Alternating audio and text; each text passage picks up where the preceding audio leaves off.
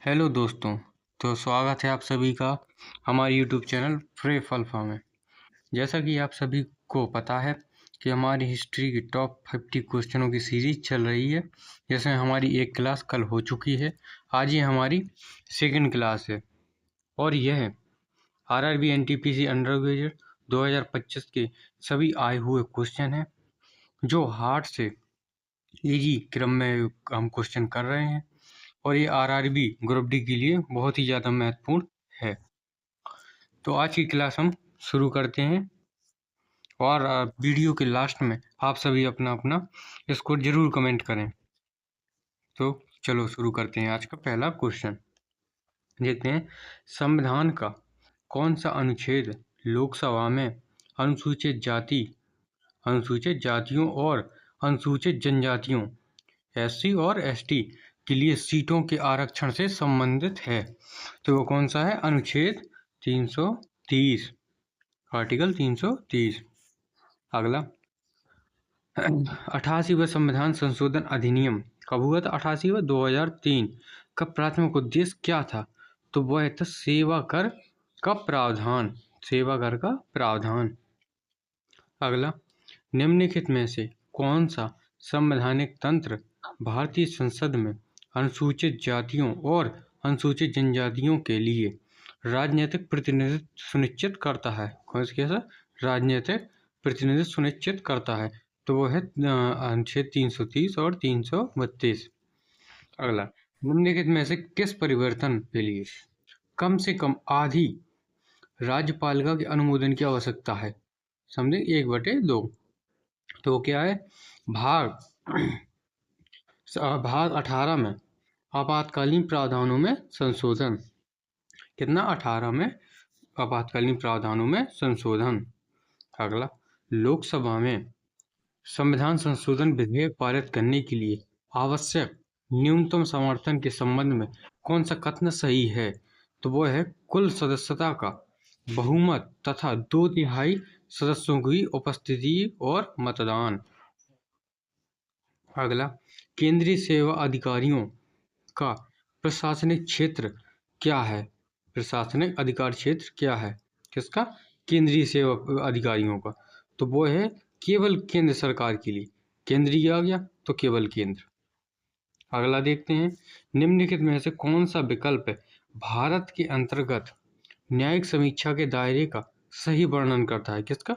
न्यायिक समीक्षा। तो वो क्या करता है? सर्वोच्च न्यायालय और उच्च न्यायालय दोनों ही असंवैधानिक कानूनों को रद्द कर सकते हैं। क्या कहा गया है? कि सर्वोच्च न्यायालय और उच्च न्यायालय दोनों ही असंवैधानिक, जो संविधान में नहीं है, कानूनों को रद्द कर सकते हैं। अगला, जब भारतीय संविधान के अनुच्छेद 254(2) के तहत किसी केंद्रीय कानून के प्रतिकूल राज्य का कानून राज्य में तभी लागू हो सकता है जब क्या इसे राष्ट्रपति के विचारार्थ रखा जाए और उनकी स्वीकृति प्राप्त हो। किसके तहत? अनुच्छेद 254(2) के तहत किसी केंद्रीय कानून के प्रतिफल राज्य का कानून राज्य में तभी लागू हो सकता है जब राष्ट्रपति के विचारार्थ रखा जाए या और उनकी स्वीकृति प्राप्त हो। अगला, भारतीय संविधान के अनुच्छेद 223 के बी के संबंध में कौन सा कथन सही है? तो वह है यह कराधान, भूमि सुधार और श्रम विवादों जैसे मामलों के लिए अधिकरणों की अनुमति देता है। कौन सा? अनुच्छेद 223 बी। अनुच्छेद 223 बी। अगला, भारतीय दंड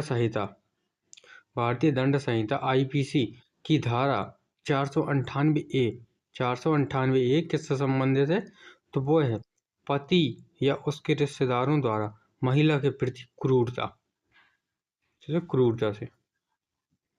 अगला, पंचायतों में अनुसूचित जातियों और अनुसूचित जनजातियों एवं महिलाओं के लिए सीटों का आरक्षण किस अनुच्छेद के अंतर्गत आता है? तो अनुच्छेद 243 का डी। किसमें? पंचायतों में याद रखना 243 डी। अगला, भारत में जनहित याचिका PIL मुख्य रूप से किससे संबंधित है? तो वह है न्यायिक न्यायिक सक्रियतावाद। भारत के मुख्य न्यायाधीश के रूप में B.R. गवई का कार्यकाल कितना है? किसका? B.R. गवई का। तो वो है 6 महीने। कितना? 6 महीने। B.R. गवई यह मुख्य न्यायाधीश बनने से पहले कहाँ के जज थे? तो अभी हम पिछली बार पढ़ चुके हैं, कहाँ के? बॉम्बे हाई कोर्ट के, बॉम्बे।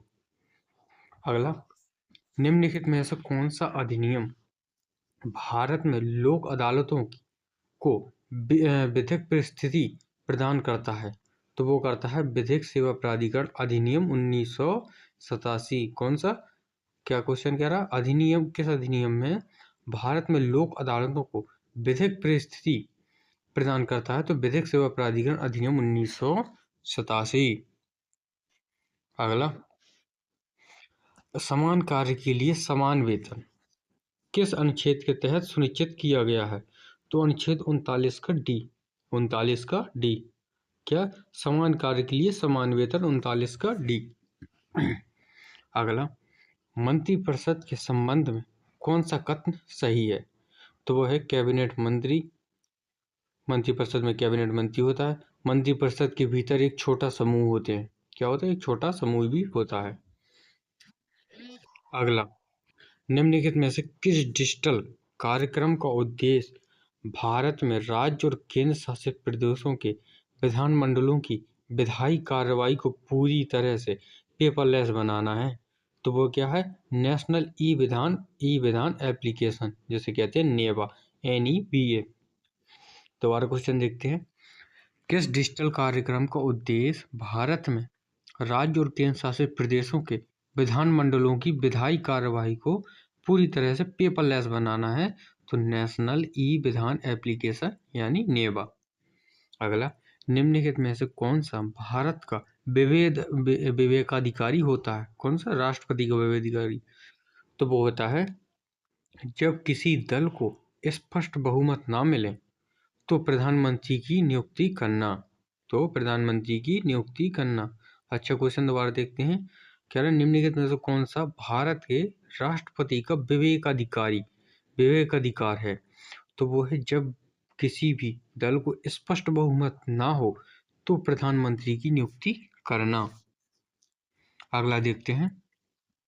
राज्य सरकार के मंत्री अपने पद पर कितने? राज्यपाल के प्रसाद पर्यंत रहते हैं। कौन? राज्य सरकार के मंत्री जितने भी होते हैं वो राज्यपाल जब तक चाहे तब तक रह सकते हैं। अगला, संघीय कानून का अनुपालन सुनिश्चित करने हेतु राज्य सरकार को निर्देश देने की शक्ति किसके पास होती है? किसमें? राज्य सरकार को। तो वो कौन देगा? भारत के राष्ट्रपति देगा। संघीय कानूनों का अनुपालन सुनिश्चित करने हेतु राज्य सरकार को निर्देश देने की शक्ति किसके पास होती है? तो भारत के राष्ट्रपति। अगला, निम्नलिखित में से किस संशोधन ने स्पष्ट किया कि राष्ट्रपति को मंत्रिपरिषद की सलाह के अनुसार कार्य करना चाहिए? तो वो कहा गया तो 42वां संविधान संशोधन। कब हुआ था? 1976।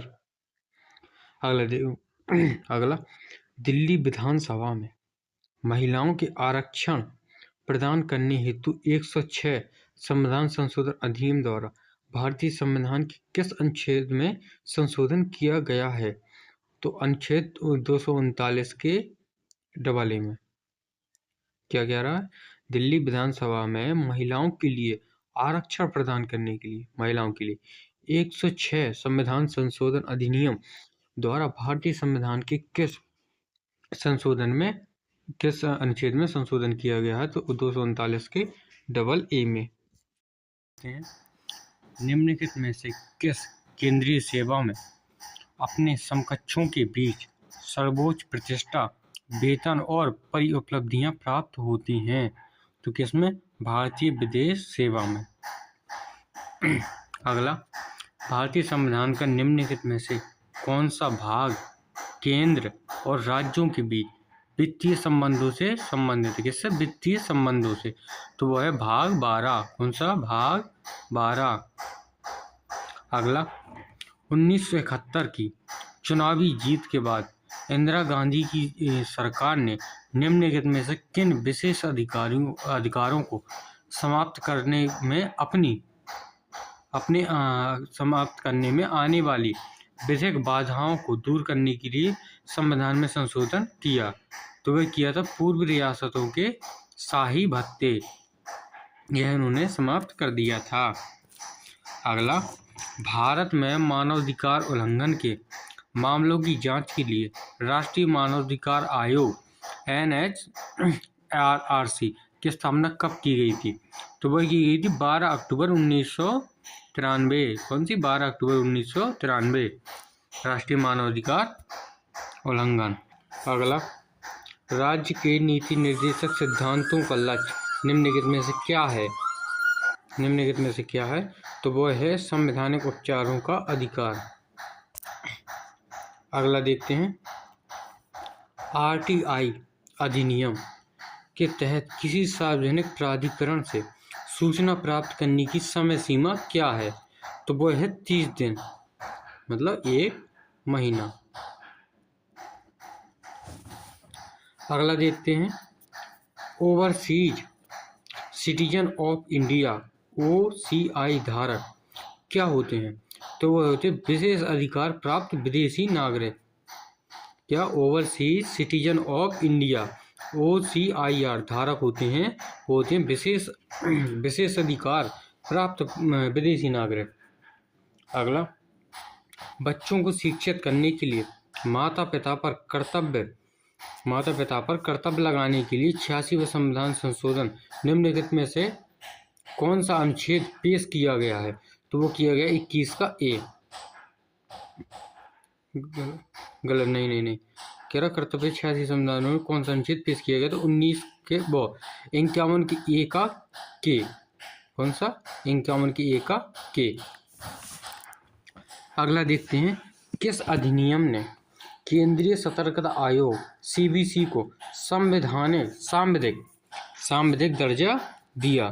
तो वह दिया था केंद्रीय सतर्कता आयोग अधिनियम 2003। कौन सा? 3 वाला।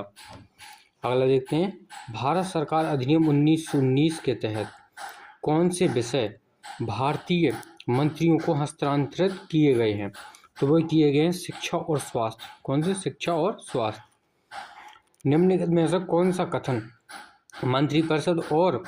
मंत्रिमंडल और मंत्रिपरिषद के बीच सही अंतर करता है?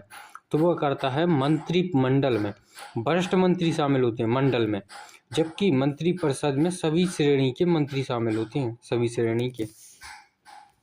अगला देखते हैं, निम्नलिखित में से कौन सी वित्तीय शक्तियां राज्य के राज्यपाल में निहित नहीं है? तो वह नहीं है स्वतंत्र रूप से कर अनुमोदित करना, यह नहीं है। अगला, भारत के सर्वोच्च न्यायालय ने किस ऐतिहासिक मामले में अनुच्छेद 201 के अंतर्गत आरक्षित राज्य विधेयकों को राष्ट्रपति द्वारा स्वीकृति देने के लिए 3 महीने की समय सीमा निर्धारित की थी? तो वह की गई थी तमिलनाडु राज्य बनाम तमिलनाडु के राज्यपाल 2023। कौन सा? 23 वाला। अगला देखते हैं, निम्नलिखित में से किस संविधान संशोधन ने शिक्षा को समवर्ती सूची का एक विषय बना दिया था? तो वह किया गया था 44वां संविधान संशोधन 1976। अगला, यदि कोई RTI लोक सूचना अधिकारी के निर्णय या प्रतिक्रिया की कमी से व्यथित है, तो RTI अधिनियम की धारा 19 के अंतर्गत कितने दिनों में पहली अपील दायर की जानी चाहिए? तो वह है 30 दिन। कितने? 30 दिन में। अगला देखते हैं, निम्नलिखित में से किस संशोधन ने विधायिकाओं में अनुसूचित जातियां और अनुसूचित जनजातियों के लिए सीटों का आरक्षण अगले 10 वर्षों के लिए 2030 तक बढ़ा दिया? तो वो हुआ था 104वां संविधान संशोधन 104। भारत में किसी राज्य का मुख्यमंत्री निम्नलिखित में से किसके लिए मुख्य रूप से उत्तरदायी होता है? मुख्यमंत्री। तो वो किसके प्रति होता है? राज्य के राज्यपाल के प्रति उत्तरदायी होता है। अगला, भारतीय संविधान के किस अनुच्छेद में वर्णन किया गया है कि नीति निर्देशक सिद्धांत किसी भी न्यायालय द्वारा लागू नहीं किए जा सकते, तो वो कहा गया है अनुच्छेद 37। कौन सा? 37। अगला, भारतीय संविधान के निम्नलिखित में से किस अनुच्छेद को समानता न्यायिक समीक्षा के लिए संवैधानिक आधार के रूप में उद्धृत किया जाता है? तो वो किया जाता है अनुच्छेद 13 को। किसके लिए? न्यायिक समीक्षा के लिए संवैधानिक आधार के रूप में उद्धृत किया जाता है न्यायिक समीक्षा, तो अनुच्छेद 13। अगला, काम की न्याय संगत और मानवीय स्थिति सुनिश्चित करने तथा मातृत्व राहत का प्रावधान भारतीय संविधान के किस अनुच्छेद के अंतर्गत आता है? तो वो आता है अनुच्छेद 42। कौन सा? काम की न्याय संगत और मानवीय स्थिति सुनिश्चित करने तथा मातृत्व राहत का प्रावधान, तो अनुच्छेद 42। अगला, निम्नलिखित में से कौन सा राज्य का नीति निर्देशक सिद्धांत भारतीय संविधान के अनुच्छेद 43 के ए के तहत प्रदान किया गया है? 43 के ए में क्या है? तो उसमें है औद्योगिक प्रबंधन में श्रमिकों की भागीदारी। औद्योगिक प्रबंधन में श्रमिकों की भागीदारी। अगला, निम्नलिखित में से कौन सा भारत में कार्यपालिका पर नियंत्रण का साधन नहीं है? किसमें? कार्यपालिका पर संसदीय नियंत्रण का साधन नहीं है, तो वो है कार्यपालिका के कार्यों की न्यायिक समीक्षा। यह कार्य नहीं है। अगला, भारतीय संविधान की कौन सी अनुसूची न्यायिक समीक्षा के अंतर्गत न्यायालयों में चुनौती दिए जाने से बचाती है? तो वो है 9वीं अनुसूची। किससे बचाता है? न्यायिक समीक्षा के अंतर्गत न्यायालयों में चुनौती दिए जाने से बचाती है, अनुसूची 9। अगला, निम्नलिखित में से कौन सा भारतीय योजना आयोग का सही वर्णन करता है? तो वह करता है 1950 में एक सरकारी प्रस्ताव द्वारा निर्मित एक अतिरिक्त संवैधानिक सलाहकार निकाय है। कैसा है? अतिरिक्त संवैधानिक सलाहकार निकाय है। अगला देखते हैं, भारत में लोक अदालतों द्वारा प्रायः निम्नलिखित में से किस प्रकार के मामलों पर सुनवाई नहीं की जाती है? तो वह किया जाता है हत्या के मामले, मुकदमे। किसमें? लोक अदालतों में। लोक अदालतों में हत्या के मुकदमे नहीं किए जाते हैं। कौन कौन से करते हैं? उपयोगिता बिल विवाद, मोटर दुर्घटना दावे, विवाह विच्छेद समझौते, यह सब किए जाते हैं। अगला, भारतीय संविधान अनुच्छेद 131 के अनुसार निम्नलिखित में से क्या सर्वोच्च न्यायालय के मूल क्षेत्र अधिकार के अंतर्गत आता है? तो वह आता है राज्यों के बीच या राज्य और संघों के बीच विवाद। कौन से? अनुच्छेद 131 में आता है। अगला, भारत का कौन सा विधिक प्राधिकार लोक अदालतों का संवैधानिक दर्जा प्रदान करता है? अदालतों को संवैधानिक दर्जा प्रदान करता है, तो वो करता है विधिक सेवा प्राधिकरण अधिनियम। विधिक सेवा प्राधिकरण अधिनियम। अगला, निम्नलिखित में से किस मामले पर लोक अदालत द्वारा सुनवाई नहीं की जा सकती? तो ये है गैर समनीय दंडनीय अपराध। कौन सा? गैर समनीय दंडनीय अपराध। इसी के साथ आज के हमारे 50 क्वेश्चन हो चुके हैं। आई होप आप सभी को पसंद आया होगा। मिलते हैं कल की एक नई क्लास के साथ, जो होगी हमारे नंबर 3 की। अपना अपना स्कोर जरूर कमेंट करके बताएं, और अगर वीडियो पसंद आया हो तो वीडियो को लाइक करें, और नए आए हो तो चैनल को सब्सक्राइब करें, और एक प्यारा सा कमेंट करें। तो मिलते हैं कल की एक नई वीडियो में इसी ताजगी के साथ। धन्यवाद।